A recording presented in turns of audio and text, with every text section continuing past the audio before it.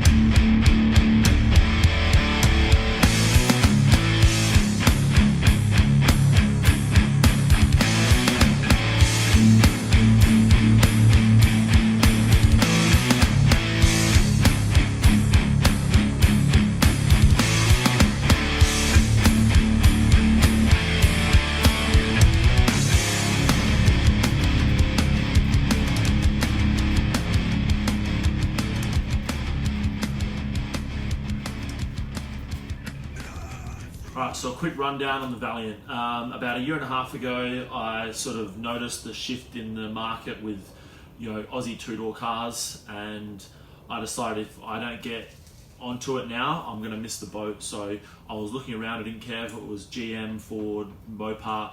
This thing popped up on a Facebook page. Within 16 minutes of it being advertised, I rang the bloke and striked up a deal with him, and got it sent over from Perth, Western Australia. I paid $3,400 for it.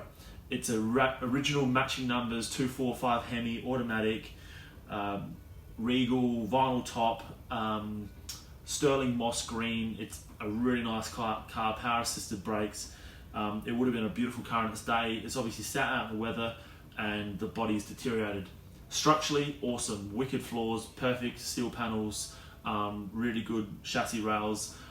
So my intentions are just to fix up any rust holes and basically blend the paint into look and preserve its look, and just get out and enjoy it. So in the engine bay, as you can see, I've now converted it to a small block Chrysler.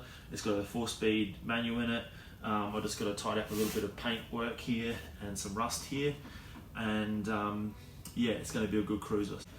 Tomorrow morning I'm going to be replacing the brake master cylinder, which I've rebuilt, and hopefully, if all goes to plan, I'll be replacing the clutch, and then Dave will be here to do some tuning. So let's get stuck into it.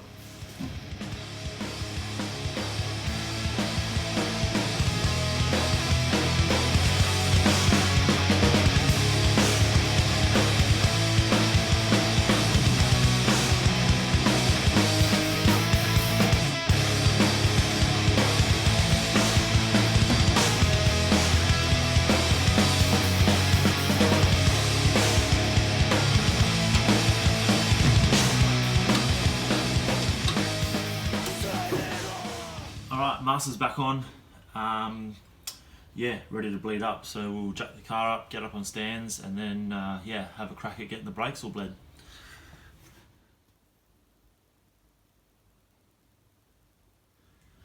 Now I've finished bleeding the clutch. Sorry, not the clutch. I've finished bleeding the brakes. They come up great. Not really, but they'll stop the car somewhat. I think they might need a bit of adjustment, but I don't know. I'll look at that later, because there's only so much I can fail at one thing before I get the shits. Doing absolutely nothing.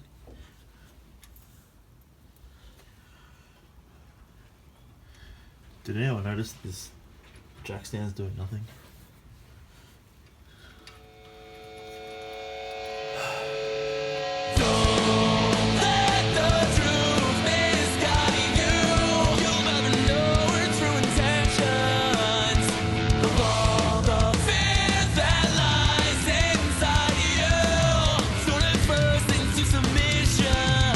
Let's go!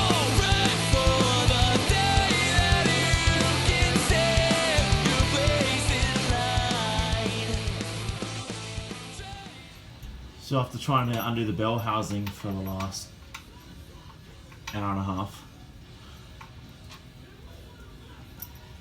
a friend of mine said that, why don't you just take the gearbox out and leave the bell housing and do the clutch?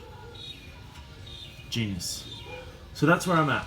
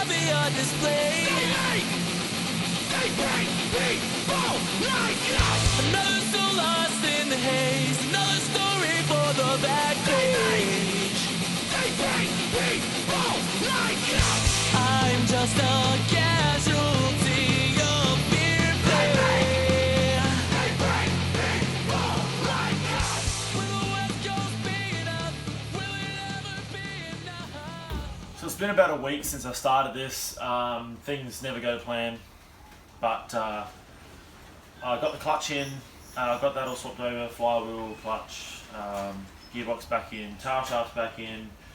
It's all pretty much ready except for one bell housing bolt.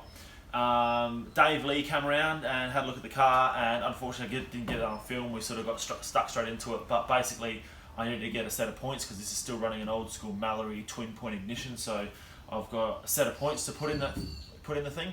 I'll put them in this afternoon and then go for a spin and do the hardest part of the whole job, which is breaking the clutch in without giving too much of a hard time. But yeah, once that's all done, then I'll go for a quick cruise out to Dave's, and yeah, he'll get the tuning just right, and then we can really give it a hard time.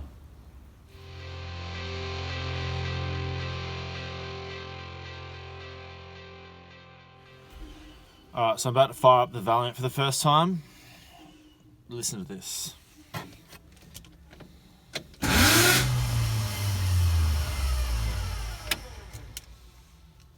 hope the flywheel's not wrong. Well, obviously the Valiant's back up. Starter motor looks like it's the wrong one. Well, okay, the starter motor that was in this car running with the factory flywheel was correct.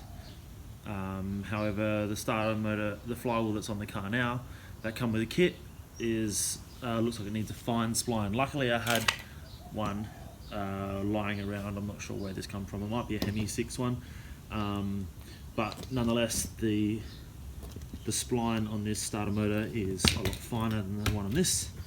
However, I do have to modify the end that locates in the bell housing. I had to do the same with this one. Once again, I don't know why.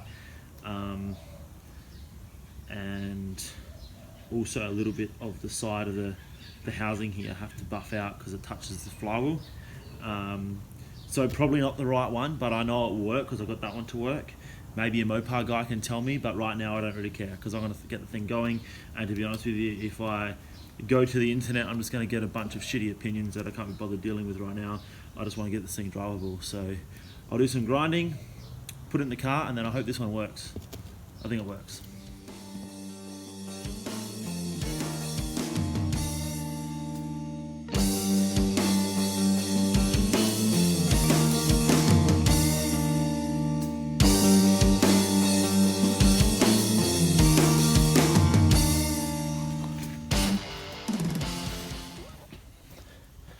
Now I am a filthy mess, but the new one's in, I'm about to give it a crack, so let's see how we go. Yeah. Alright, so that's a good start. So now I'm going to give it some juice, see if it wants to run, and then we'll go for a spin.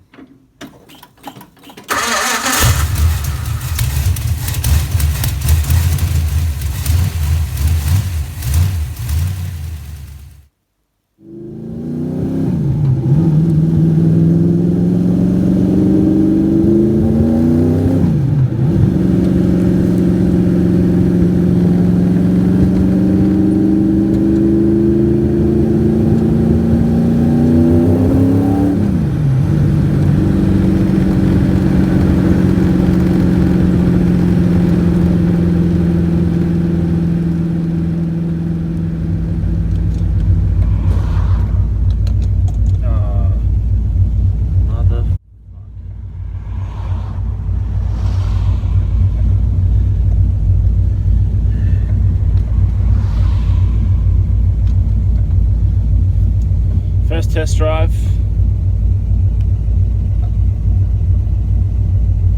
Course.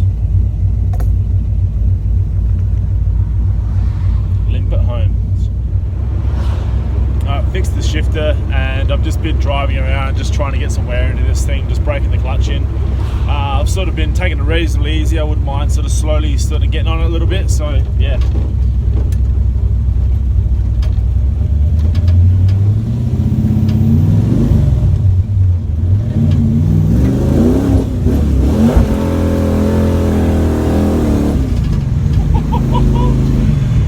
She goes!